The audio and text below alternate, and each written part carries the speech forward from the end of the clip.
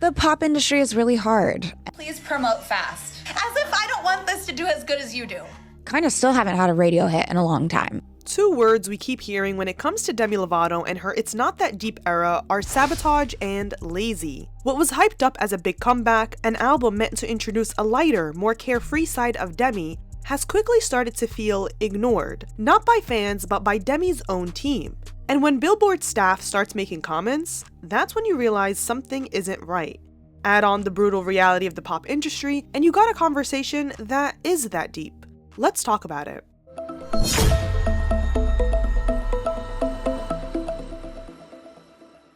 Hey everyone, welcome back to Scandalous Media. It's Angela here, and it's been a little over 2 months since Demi Lovato officially returned to the pop dance music scene, and despite heavy social media hype, viral buzz from the Jonas Brothers reunion, Camp Rock 3 reportedly set for next year, and Demi quite literally serving strong concepts and personality, the album underperformed commercially. The project was initially projected to debut outside the Billboard Top 10, which would have marked the first time in Demi's career that a studio album missed that milestone. However, after a last-minute push from Lovatics, the album narrowly debuted at number 9, earning 31,000 album equivalent units in its first week, 24,000 pure sales, and just 7,000 streaming units. Now, the It's Not That Deep tour is set to kick off in April next year, with 23 North American dates announced so far. While Demi is no stranger to touring, there's been growing discussion around venue sizing and attendance, especially as she works toward a full return to large-scale arenas after a few years away. That said, Demi has already sold out Madison Square Garden, which is a major achievement, especially considering she's never headlined MSG before, despite frequently performing at Brooklyn's Barclays Center. Before we get into this reported label sabotage from Billboard, be sure to like and subscribe for new videos every single week. Put those post notifications on so you don't miss the live chat premiere we do for every single video, and without further ado, let's get into it. Billboard calls out label sabotage. Two staff members from Billboard recently had a back and forth discussion about how Demi's album rollout was handled. I think we could have gotten her on one late night show, maybe two. Let the country see her. And the takeaway was pretty clear. The rollout was mishandled and lazy, primarily because nothing was sent to radio. Even if the songs didn't immediately stick, even if radio didn't bite right away, the point is, they didn't even try, and that's what Billboard is emphasizing. And you can't really be surprised by underperformance when the basic steps weren't taken. It's like being confused about not getting a Grammy nomination when you never submitted your work in the first place. Beyond radio, there was also a noticeable lack of late-night TV appearances. Yes, Demi had viral TikToks, whether it was the Disney knees trend or recreating her iconic poop meme for Halloween, but there is a world that exists outside of social media. Late-night shows matter because they don't just live on TikTok and Twitter clips, they air on television, reach a completely different demographic, and then also circulate online afterward. That kind of exposure is irreplaceable, especially for an album launch. Another missed opportunity, and this is something I personally kept calling out, was Demi not attending the VMAs. That alone would have been a moment to show face, remind the industry she's still here, and actually perform. As Billboard staff put it, VMAs not happening was kind of crazy. Anybody gets a VMA slot now. That was ridiculous. And that's important context because historically, VMAs used to be hard to book. Artists often started with the pre-show and worked their way up to the main stage, something we've seen more recently with artists like Sabrina Carpenter. And whenever Demi did perform at the VMAs during the hype of her pop years, she performed during the main show, but outside, so it was like, okay.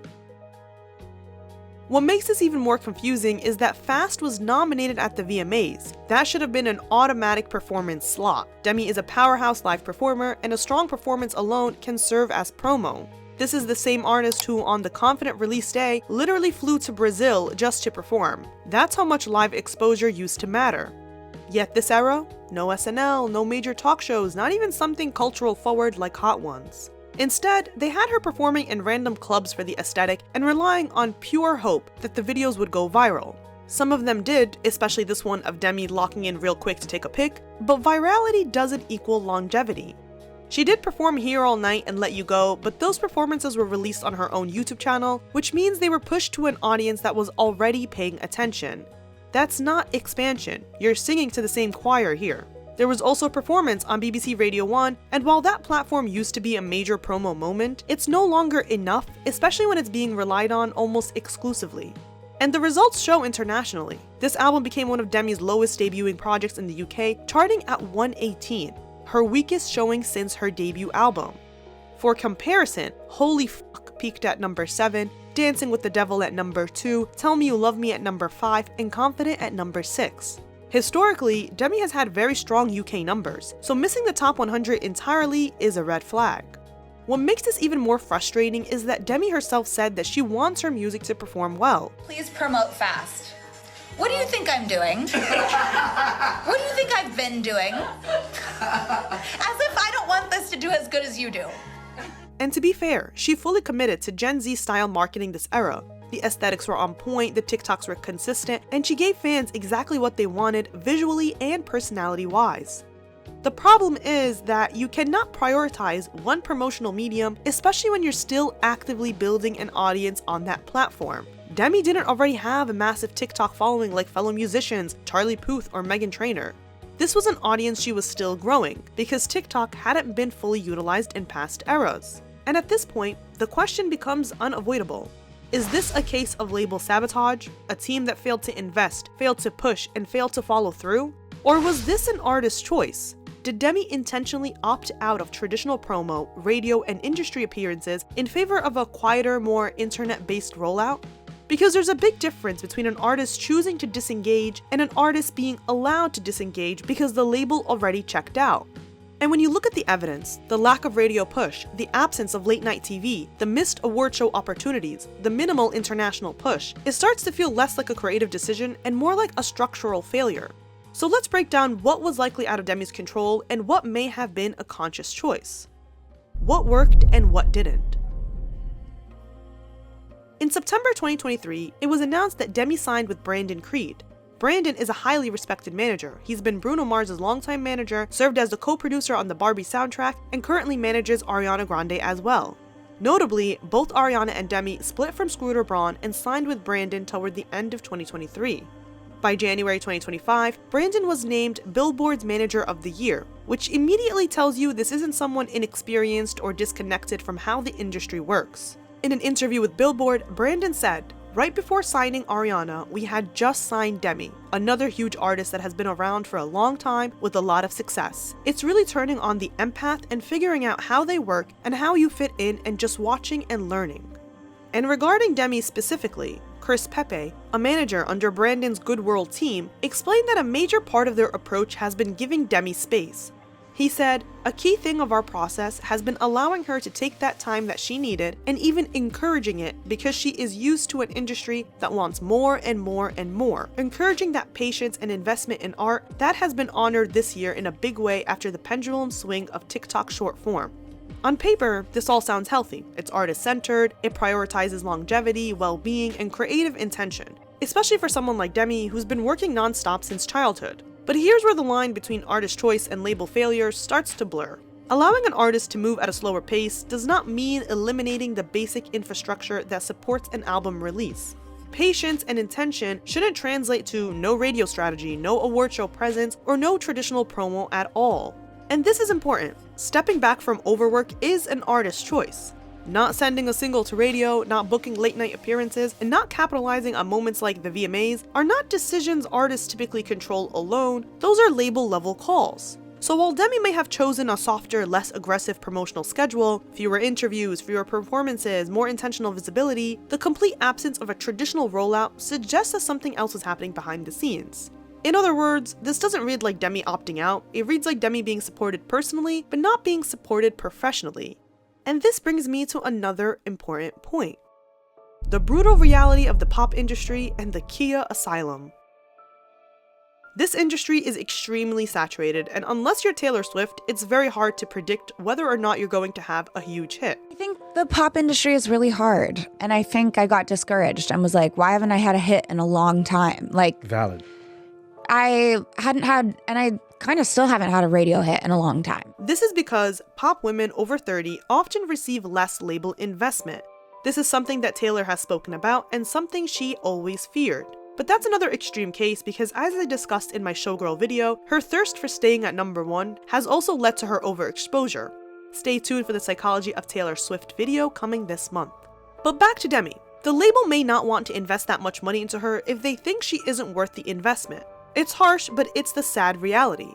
Just take a look at what Lizzo has been saying on TikTok. The music industry is in complete shambles right now, and you can use that to your advantage. Every major artist from Lady Gaga to Drake has dropped albums this year, and yet everyone is saying there's no song of the summer. I'm going to be completely honest with you guys. It's not because the music isn't incredible. It's because the way that the algorithm is set up, no one can serve the masses anymore. This industry used to be based on serving the masses. Basically like servicing your song out to certain channels and certain radio stations. The internet space wasn't so congested. There was a clear channel back in the day for major artists to put their music out and serve the masses. Now you have to serve your people. Look at Halsey. Her album, The Great Impersonator, sold 100,000 copies in its first week, and yet her label still didn't think that was enough. I can't make an album right now. Yeah, I don't like the sound of that. Yeah, what's the reality? Because The Great Impersonator didn't perform the way they thought it was going to. She said, "That's a pretty big first week. The tour is the highest selling tour of my career, but they want manic numbers from me. I can't do that every time. It should be good enough I do it once in a while. I'm not a pop star anymore, but I'm being compared to numbers and people that I don't consider lateral to me." For context, Manic debuted at number 12 on Billboard with 239,000 units sold the first week. So when you add all those variables together, you get the story of Demi's career. Here's my hot take. A pop artist's career is like a precious flower. You need to water it when it's needed and protect it in different environments. Otherwise, it can wither, and sometimes it's debatable whether it can fully bounce back. Demi came back in 2020 with insane hype after her OD. She returned with her signature black hair and a heart-wrenching song, Anyone, performed at the Grammys, and the world was tuned in. Then she released I Love Me. Many feel that song hasn't aged particularly well, a little on the childish side, but her heart was in it. Still, it peaked at number 18 on the Billboard Hot 100, which is a solid number that no one's really getting nowadays. Fast forward to now, and Demi isn't even charting on the Hot 100 despite having diamond singles and previously massive sales. Part of this comes from public perception. Certain scandals or highly publicized struggles can taint an artist's image, and sometimes people walk away. I've discussed this in the past, whether it was the Froyo scandal, public identity discussions, or other moments. Dirty laundry can sometimes increase relatability and endear an artist to the public, but other times it just makes people lose interest. It's a vain industry. It's not necessarily Demi's fault, but it is one factor in how an artist's career trajectory plays out. Another is that the industry has a way of aging artists out. New talent comes in, grabs attention, and the spotlight shifts. The youth relate with more younger stars. Take Sabrina Carpenter, for example. She spent years in the shadows before finally breaking through to the top of the charts.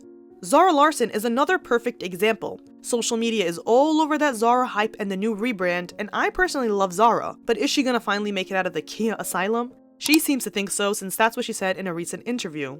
For those who are not chronically online, the Khia Asylum is a popular internet meme and slang term, especially within Stan Twitter, for a fictional, metaphorical prison for female pop artists who were perceived as being in a flop era or failing to achieve mainstream success. It's named after rapper Khia, famous for her hit My Neck, My Back. It's a community-driven concept where artists like Ava Max, BB Rexa, or Charlie XCX are locked up, though some artists are seen as escaping or breaking out like Zara Larsson recently did and Sabrina Carpenter. It's Stan Twitter lingo, your brain has to be rotted to a different degree for you to get it. Now, I love this album and I genuinely think it has a lot of fun, well-produced bops, like literal bangers. But I also can't ignore the possibility that this just wasn't the sound people were looking for from Demi right now. And it's not that fans don't want dance pop from her, it's that the songs themselves may not have had that staying power. The kind of tracks that stick, grow, and demand replay beyond the initial hype. I love them because I love anything Demi releases. But would you guys, whether it's Lovatics or the general public currently watching, say that Demi's music is general public friendly right now? Look at the songs that are going viral on TikTok. It's either ultra poppy like Taylor Swift or mellow like Somber. At the end of the day, this isn't about blaming Demi. It's about recognizing a perfect storm, a saturated industry, shifting audience tastes, evolving platforms like TikTok, and a label that may not have fully invested. The music is strong, her talent is undeniable, but the infrastructure around her, that's where the story falters. And that's why It's Not That Deep will likely be remembered not for underperforming because Demi didn't try, but for showing how even a superstar can be limited by the system around them. What matters most is that, numbers aside, Demi is proud of this album, happy with where she's at, and genuinely grateful to the fans who continue to ride for her. The gratitude that I have is like, I can't thank my fans enough. Like, I wouldn't be here in this place without them. It genuinely feels like this is the first time Demi is in such a healthy, grounded place that even outside competition and industry pressure aren't affecting her the way they once did. She understands now that a career comes with highs and lows, and that longevity isn't defined by constant chart domination. Many artists who ruled the 2010s simply aren't selling or charting the same way today, not because they lost talent, but because the industry moves on. In a business obsessed with numbers, Demi seems to have found something far more rare: stability. Well guys, that's all for this video. I hope you all enjoyed it. Let me know what you think in the comments down below. How did you feel about this era? Are you going to see Demi on tour next year? I would love to see her again because I saw her on the Tell Me You Love Me tour and it was a great experience. Be sure to like and subscribe for new videos every single week, follow us on our social media, and as always, I'll see you next time.